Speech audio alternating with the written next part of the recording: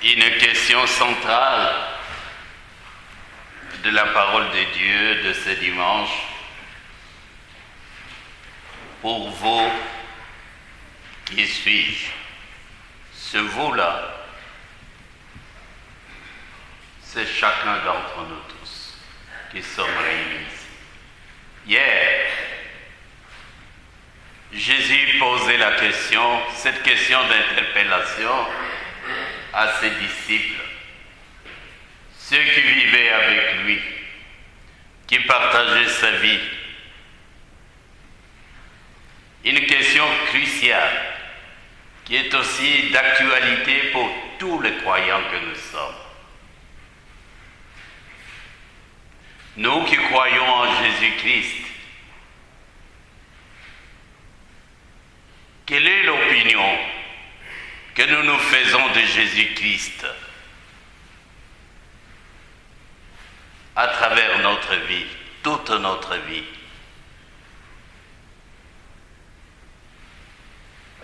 Il ne manque pas dans chaque société ce que je peux appeler des faiseurs d'opinion.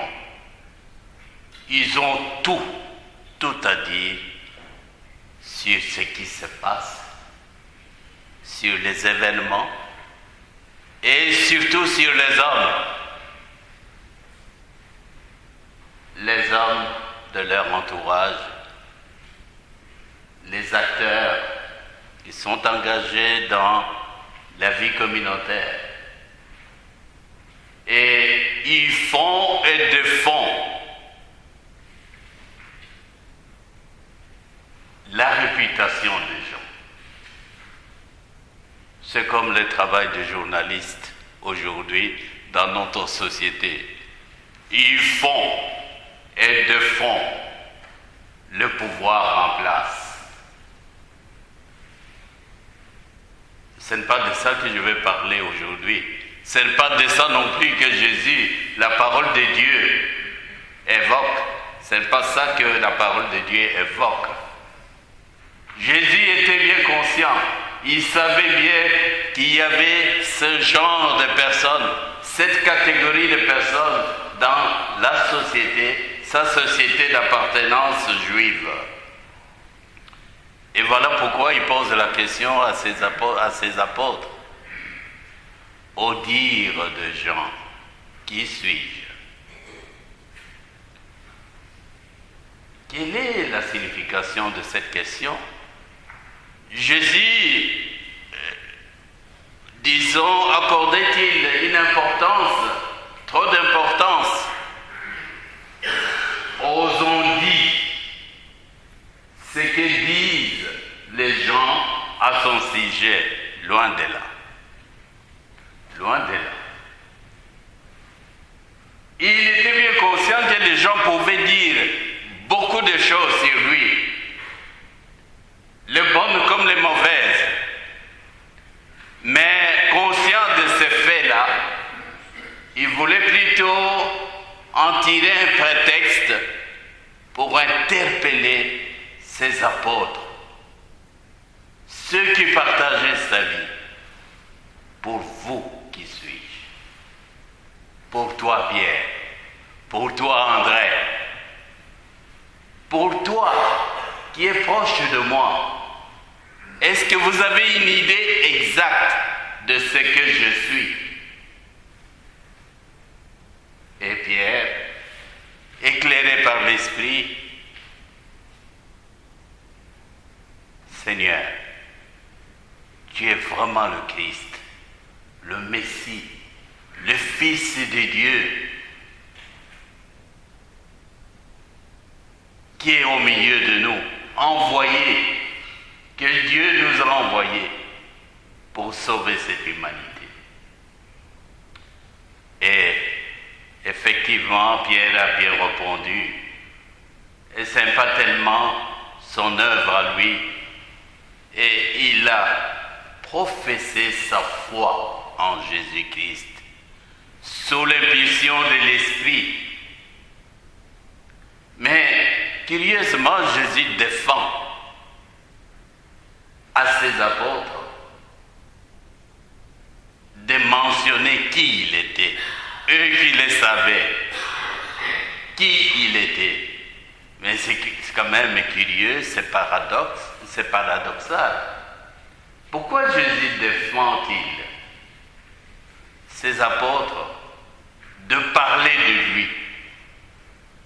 Jésus était aussi conscient que parmi les gens se faisaient une opinion qui était inexacte à son sujet, et surtout concernant sa mission. Et vous entendez les réponses que les apôtres ont données. Les uns disent que vous êtes Jean-Baptiste, d'autres disent que vous êtes Élie, d'autres disent que vous êtes un des prophètes. Il y a beaucoup de confusion dans les opinions, même aujourd'hui, beaucoup de confusion dans les opinions que nous nous faisons de Jésus-Christ et de Dieu, et même de la religion, pour ne pas dire des opinions qui sont en circulation sur les uns et les autres, et même sur vos pasteurs.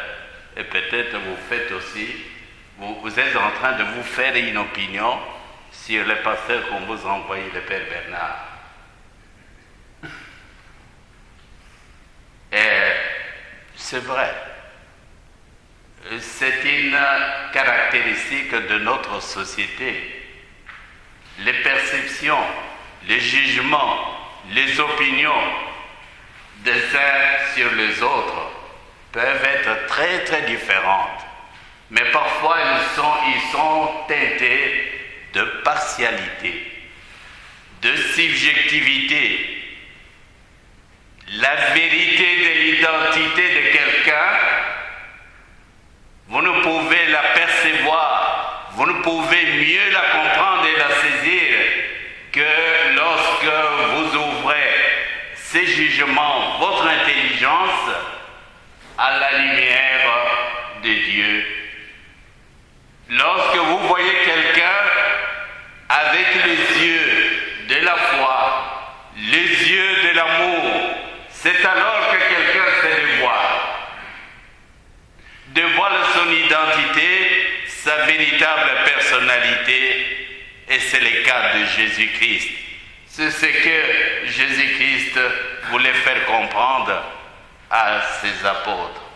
Et Pierre l'a très bien compris, parce qu'il a ouvert son intelligence à l'Esprit de Dieu, à l'Esprit qui animait le Christ. Ainsi, il est entré dans la profondeur de l'intimité de la personne même, de l'être même de Jésus-Christ, qui est le Messie, qui est le Christ.